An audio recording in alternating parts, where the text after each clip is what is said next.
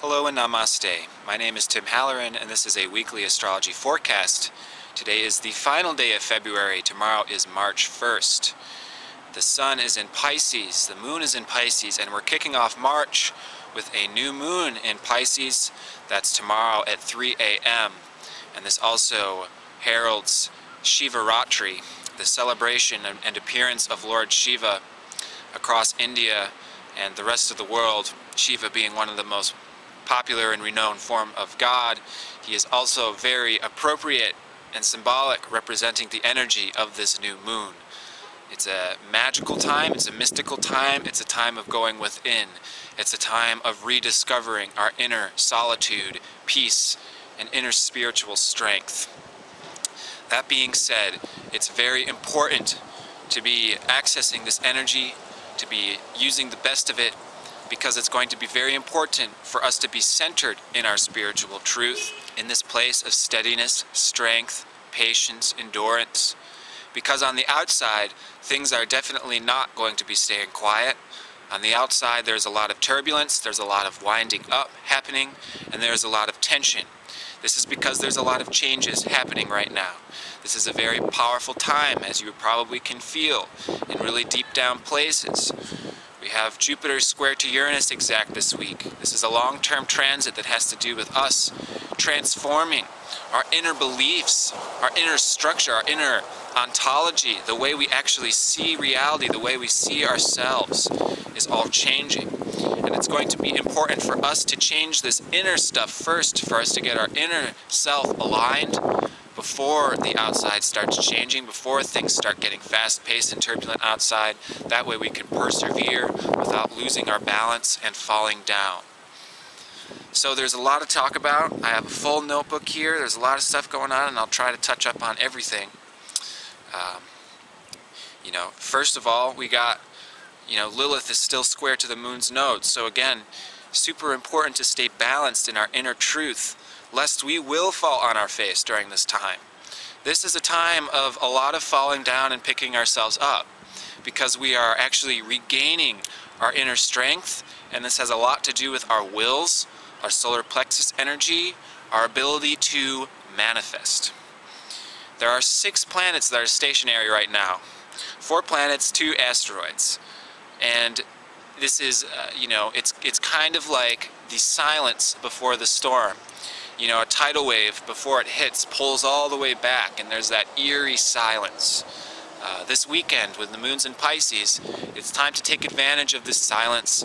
It's time to meditate. It's time to do our spiritual practice in preparation for the wave that's on its way.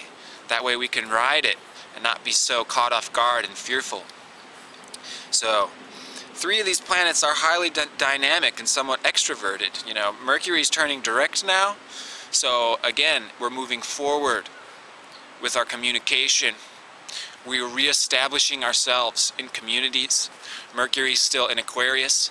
All of this stuff has very much to do with our relationship to ourselves and relationships to other people. And this can be the challenge, therefore, as well. We have Mars and Saturn turning retrograde. Tomorrow, Mars turns retrograde. The day after, Saturn turns retrograde.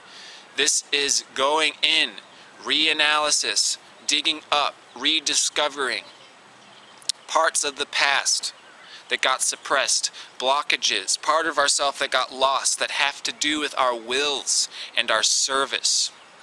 This is a reanalysis of what manifestation is, how we're using it, and what it's going to be for us. This has to do with our wills, our egos. What does it mean to have a strong ego? What is the function of my ego, and what is it in the service of? All of this tension that is happening right now can make us feel very defensive, and there is a good chance that there can be, little battles, little conflicts between us and other people. As we go in and we discover our unique spiritual truths, and then, have that come into conflict with different people's truths, different people's understandings and practices. And so it's very, very important with this new moon, because the new moon is, this is what I'm going to be stressing in this report. Our intention tonight when we do our ritual, when we do our prayers, when we do our meditation on the new moon. New moons are a very important time for planting seeds of intention. For this particular new moon, it is most especially important that these intentions, that these prayers not be mundane. Shiva is the pure consciousness. Shiva is the meditator. He is the strength. He is the endurance. You know, he is spiritual austerity. And Shiva does not care for pettiness. Shiva can see straight through our intellectual over-rationalization. You know, these moon cycles and these intentions and finding ourselves in the rhythm and flow of nature is not so much about wordiness, you know, especially with this new moon. You know, it's good sometimes to write things down, you know, it's not saying that, but with this particular new moon, it may be particularly advisable to go very, very, very deep within. And there are no words that can really define what goes on in here. It gets more and more difficult to describe and define what is occurring in the spiritual world, what happens inside of ourselves, our truth, our permanent eternal existence. And this new moon is about retouching, reconnecting with this permanent eternal existence, re-establishing a platform there. That way we can continue to be extroverted and be very, very active in the outward world and not fall on our face. Lilith is still square the moon's nodes. So, even as we re-access this new inner spiritual truth or rediscover, you know, this Mercury retrograde has been very much about rediscovery. It's been in Aquarius. It's been rediscovering our own brilliance, our own truth. It's going to be very important that we don't get too far ahead of ourselves with it. This is inward work. This does not mean that it has to be impressed on everybody else. The relationship between you and God is secret. The experiences shared between you and God are secret. It does not matter that you share everything, that you try to teach everybody, especially right now, when we're just getting started in this teaching, extroverted movement. You know, it's this is going to be the challenges this week, is can we stay in this peace, this steadiness, this strength, spiritual strength, while there are challenges happening on the outside, while there are distractions, while there are other people disturbing us with their problems and their situations, you know. Shiva is not just seated on the top of Mount Kailash and just sits there forever and just looks down at everybody. Oh, that sucks down there in the material world. Oh, that's too bad. It's so messy there. Shiva is seated there eternally, and he is always doing work as well. In fact, he's a very, very busy person. He maintains all of the transformation in the universe. He's time. He's the transformative, mutable aspect of reality, one of the three modes of nature. But he's always doing work even while he's centered in his core. This is what Shiva represents. And I have a good friend here in Savannah, a beautiful soul named Malcolm. He's actually traveling the world building self-sustaining farms for charities right now. But one of his spiritual practices is dancing. He started a dance for peace here, very, very attractive. You can see him when he's dancing that he's very in a spiritual place and he's doing spiritual work. And what he told me is when he's dancing, he's not focused outwardly on the movements. He's focused on his heart, which he said is like a quasar, the center of the star. And then his limbs are like the, you know, the energy shooting off. I think of one of those balls, you know, the Tesla balls. That's what he said. I'm like a Tesla ball, and I'm focused on the center in my heart. Steady, seated, unmoving, not focused on the limbs. And then the limbs are an extension of that, and they're moving around and they're distributing this center all around. That's what we're learning to do this month. The new moon here in Pisces is about discovering the center, and then in 2 weeks we'll have the full moon in Virgo, which will be doing our service outwardly. And the challenge, of course, is again Saturn and Mars. Mars is moving retrograde, is going to be retrograde through Libra in the next 3 months. Our challenges are coming up from other people. You know, I can sit for an hour in perfect meditation in silence, and that's great. And then somebody comes and they bring me bills, or they bring me scheduling problems and relationship problems, and there's emotions, and now it's messy, and there's family, and there's karma. Can we stay seated in meditation even while we're dealing with all those things? That's what real spirituality is about. And again, Lilith square the moon's nodes. You can't fake it. You can't pretend to be happy and peaceful. You can't wear spiritual clothes and expect to, be a spiritual person. This is about knowing in ourselves how strong we are. It's about rediscovering our own inner strength and perseverance, and that comes from doing both the sitting alone and the meditating and the getting in touch with spirit and getting the real tangible tastes of bliss and love and these things. That way we can carry it with us through the disturbances, the distractions, and the tumultuous of the outside world. So, Lilith is moving into Leo on Monday.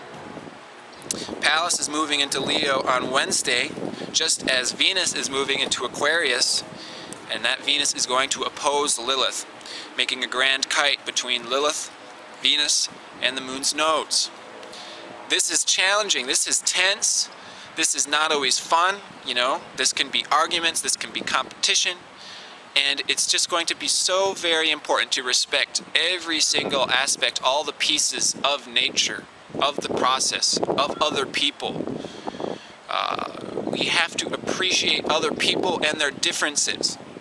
We have to appreciate other people in their pros and cons. We're all imperfect here. We're all reflections of one another. When somebody bothers us, they're showing us a part of ourselves that we don't accept or like or haven't completely healed yet.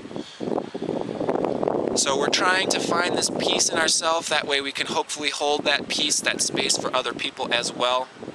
But we can expect that there will be some butting of heads. There is frustration here. There is frustration because we just want to get to that Mount Kailash. We just want to sit on top of the mountain and just have the sun shine down on us, and that's it. And we can't do that overnight. We can't do that without serious endurance. We have to be serious about our practices. We have to start making real effort, do our diets, eat correctly, do our meditation, do our japa, do our kirtan, whatever it is. The whole point, though, is you keep doing it. You persevere, you are steady, you are loyal, you are dedicated. You do it every day at a certain time. And you don't miss certain days, because you realize if you miss certain days, you will fall down. You will lose that tether between us and the spiritual world. We will not feel as connected, and we will not feel as satisfied when we're not as connected to the spiritual world. So our practices are a lifeline. It is not about showing off. It's not like, look how long I can meditate. Look at me in my full lotus posture. Look at my perfect, arched back, whatever. Nobody cares about that. Your spiritual practice is for you and for you alone, to get into that place in yourself. And then when you are in that place within yourself and you are satisfied and you are at peace and you are at bliss, you don't have to show it off. You don't have to smile, you don't have to wear certain things, you don't have to, present it a certain way. In fact, you don't have to do anything. People will know. People who are in tune will know. The gurus and the saints aren't always looking like, they don't have to. They're in the perfect place of bliss within themselves. What more do they need to do? So, we're aligning ourselves this way. We're getting ready for springtime. We're getting ready for a very, very action-oriented time. We're going to be very busy. There's going to be lots of disturbances, lots of pressures coming from all sorts of different angles. And that's why it's so important to take advantage of this magical weekend, this Shivaratri. Offer a prayer to Shiva. He's your own pure consciousness. He's your own enlightenment. And just ask him to help you there. As we develop our solar plexus, which is our will, which is our, it's our power. We shouldn't be afraid of power. Shiva is the most powerful. We shouldn't be afraid of that. We shouldn't be afraid to accept and take on power and capability and decision making ourselves. But we need to remember what the solar plexus actually does. The solar plexus acts as a platform for the heart. So the heart rests on top of the solar plexus, on top of our egos. That's what this month is. The full moon in Virgo in 2 weeks is going to be that solar plexus being in perfect service to the heart. That is the true purpose of the will of our ego. And until the will gets into its actual position, which is service, we are unsatisfied. And the will is not doing its true and original purpose.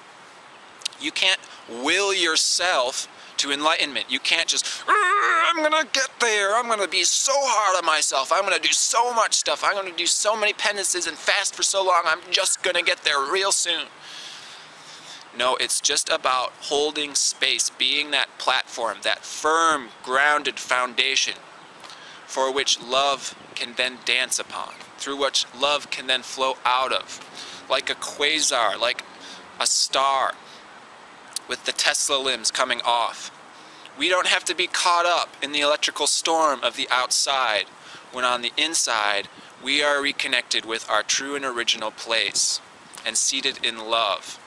And we know that we are doing what we need to do and that we are in the right place at the right time. So that way all of these disturbances, they show us our own inner strength. Well, all these disturbances can happen and I can still hold my space because I still know my inner truth and I know who I really am and who I serve. So happy March, everybody. It's a magical time. It's daylight savings time on the 9th. So get ready for spring, get ready for summer, because soon it's all going to be apparent and we're going to be dancing together come April. All right, so all the best. Namaste.